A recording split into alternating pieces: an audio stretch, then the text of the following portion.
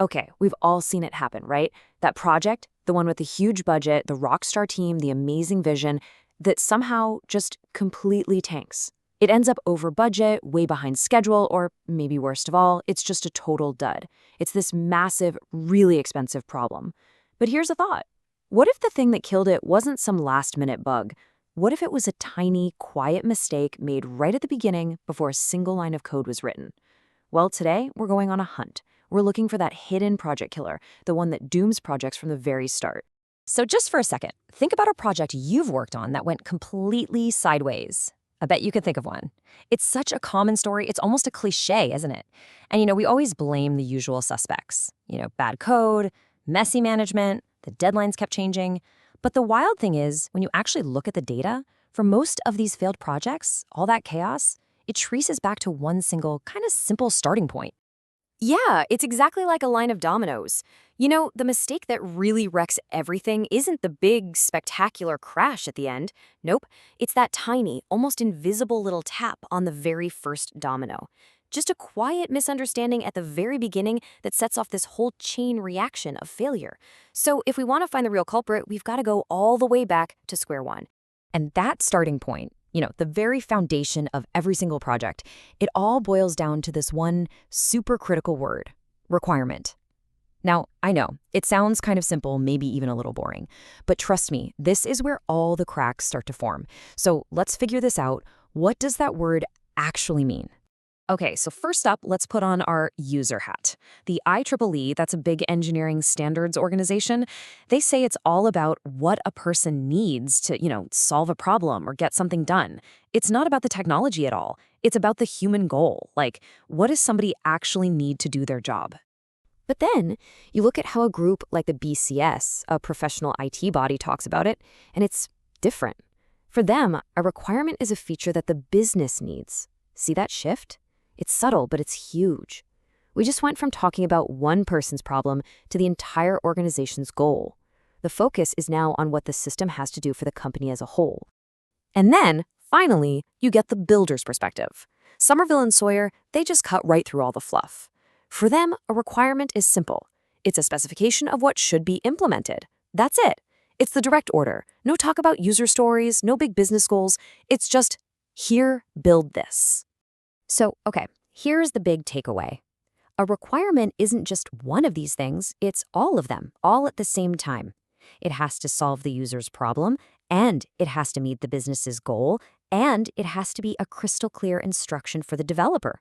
That's why the absolute best way to think about it is as the project's official blueprint. Because if that blueprint is wrong, man, it doesn't matter how amazing your construction crew is, the whole thing is doomed from the start. All right. So if the requirements are the blueprint, then where exactly do these cracks in the foundation come from? Let's play detective and follow the evidence. When you look at this list of common problems, they almost seem kind of small, right? Things like the problem wasn't defined well, or the users weren't really sure what they needed. The language was a little ambiguous. But every single one of these is like planting a seed for future disaster. Seriously, think about it. A single fuzzy phrase like, the system needs to be fast. Well, what does fast even mean? One team might hear that and go build a Ferrari, while the client was perfectly happy with a Ford. And oh, by the way, the budget only covers a bicycle. See the problem? And here it is. This is the smoking gun. This chart right here shows us where the really big project-killing mistakes are born. Just look at that first bar, the one labeled analysis. Almost 60%. 60 of all the major errors found way at the end in testing can be traced right back to this initial phase. It's not a coding problem, it's not a design problem, it's a communication problem. The conversation that happened at the very beginning was broken. Okay, so now we know where the mistake happens, but what makes it so lethal? The answer, as it often is simple: money. The longer one of these little mistakes from that first conversation stays hidden, the more expensive it gets to fix. And we're not talking about a gradual increase here. It's explosive, it's exponential. Just imagine a tiny little error on an architect's blueprint, right? Maybe a door is off by just a few inches.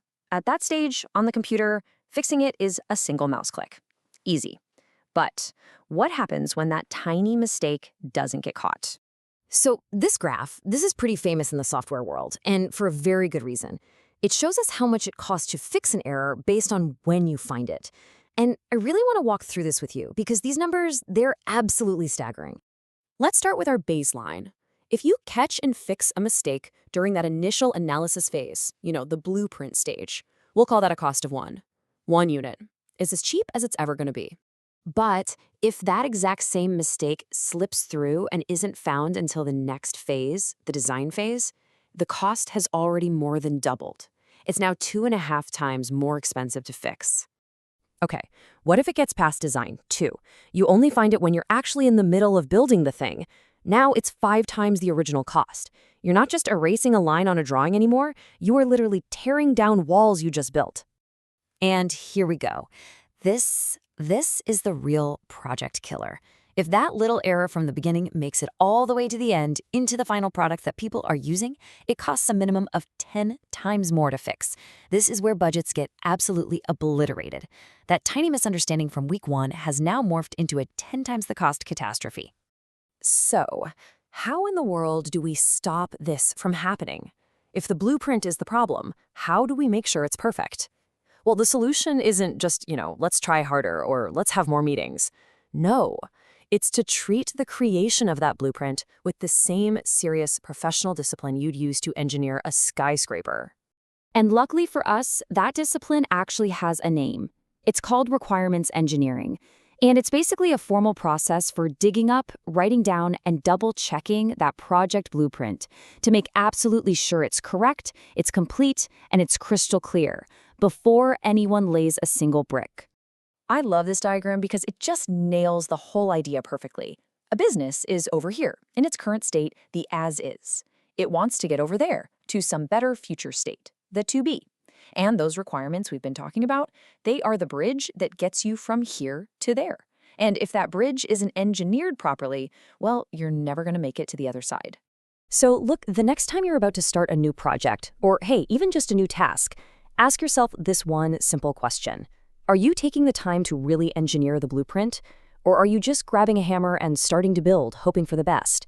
Because as we've just seen, the huge difference between a big success and a really expensive failure, well, it's probably going to be decided in that very first conversation.